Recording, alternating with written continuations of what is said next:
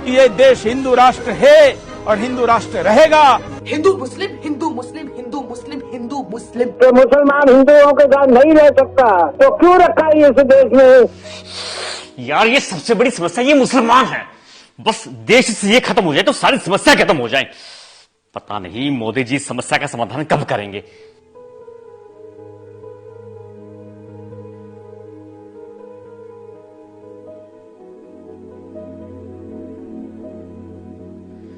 अरे अंकल, कितनी देर से देख रहा हूं, आप बस टीवी में घुसे हुए हो। मैं इतनी देर से बैठा हुआ हूं, थोड़ा ध्यान मेरी तरफ भी दे लो, मुझसे भी दो बातें कर लो। अरे सॉरी बेटा, बस थोड़ा दिमाग आजकल गर्म रहता है, थोड़ा ध्यान नहीं रहा था।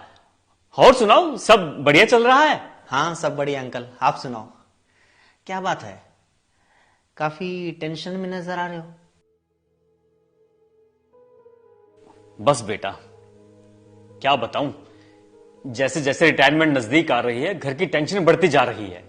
पहले वाले कर्मचारियों की तरह हमें पेंशन भी नहीं मिलेगी। सोच रहा हूं आगे गुजारा कैसे होगा।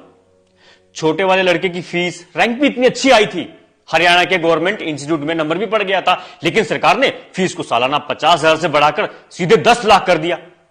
4 साल में 40 लाख बताओ कहां से आएंगे।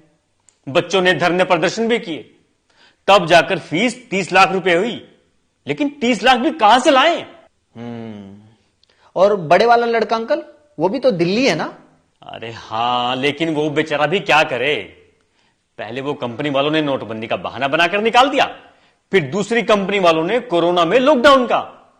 अब कुछ दिन पहले ही नई नौकरी मिली है, लेकिन कब तक प्राइवेट कंपनी को क्या भरोसा। हाँ ठीक का अंकल, वैसे थोड़ी मेहनत तो लगती है, अच्छा होता अगर किसी गवर्नमेंट जॉब की तैयारी करवा देते। अरे वो भी करवाई थी भाई, लेकिन आजकल गवर्नमेंट जॉब बची कहां है। 2 साल भर्ती का इंतजार करके फिर तभी तो प्राइवेट नौकरी पकड़ी है। हाँ चलो ठीक है। और आंटी की सेहत कैसी है अंकल, ठीक है ना? अरे कहां ठीक है। 3 दिन पहले शाम को घूमने जा रही थी, 2 बाइक वाले आए और गले के चेन छीन कर ले गए। बेचारी इतनी बुरी तरह गिरी है कि बस। क्राइम कितना बढ़ गया है आजकल, पता ही नहीं चलता कब कौन कहां किसको झपट्टा मार दे, किसको गोली मार दे। ऊपर से पुलिस कोई कार्रवाई नहीं कर रही। रिश्वत भी दे चुका हूं, फिर भी अब तक चोर नहीं पकड़े गए। 50,000 रुपए की चेन लेकर भाग गए। कोई बात नहीं अंकल, चेन तो और बन जाएगी, लेकिन आंटी तो अब ठीक है ना? कहां बेटा, बेड रेस्ट पे है आज तक।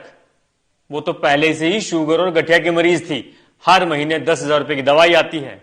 आजकल इलाज करवाना कितना महंगा हो गया है। मैं खुद इस डर से बीमार नहीं होता कि इलाज का रुपया कहां से लाऊंगा। हाँ तो किसी गवर्नमेंट हॉस्पिटल में जाया करो ना अंकल। अरे गवर्नमेंट हॉस्पिटल में जब तक ओपीडी की पर्ची कटती है, उससे पहले तो मरीज की दुनिया से पर्ची कट जाती है। गवर्नमेंट हॉस्पिटल, गवर्नमेंट अस्पतालों में अगर फैसिलिटी होती तो हमें क्या शौक था इतने महंगे इलाज करवाने का। सही कहा। आजकल महंगाई इतनी बढ़ गई है कि मार्केट की तरफ मुंह करके सोने का मन भी नहीं करता। पेट्रोल डीजल ही देख लो, कितना महंगा हो गया है। अरे सिर्फ पेट्रोल डीजल क्यों, गैस सिलेंडर, दाल चीनी, सरसों का तेल सब इतने महंगे हो गए हैं कि मैं तो ये सोचकर हैरान हो जाता हूं कि तुम लोग आगे चलकर कैसे काम चलाओगे, तुम लोग अपने बच्चों को कैसे पालोगे। ओ हो, अब समझ में आई आपकी परेशानी। कितनी सारी समस्याएं हैं अंकल। आपके पास पेंशन नहीं है, बच्चों के पास रोजगार नहीं है, एजुकेशन महंगी है, इलाज महंगा है, पेट्रोल डीजल तेल सिलेंडर सब महंगा है, क्राइम बढ़ रहा है, रिश्वतखोरी बढ़ रही है, इतनी सारी समस्याएं हैं। लेकिन इन समस्याओं में मुसलमान तो कहीं नहीं है अंकल। आप तो कह रहे थे कि सारी समस्या ही मुसलमान है। आपको पेंशन नहीं मिल रही मोदी की वजह से, बच्चों को रोजगार नहीं मिल रहा मोदी की वजह से, क्राइम बढ़ रहा है बेरोजगारी की वजह से, बेरोजगारी बढ़ रही है मोदी की वजह से, शिक्षा महंगी मोदी की वजह से, इलाज महंगा मोदी की वजह से, तेल सिलेंडर खाने पीने की चीजें महंगी मोदी की वजह से।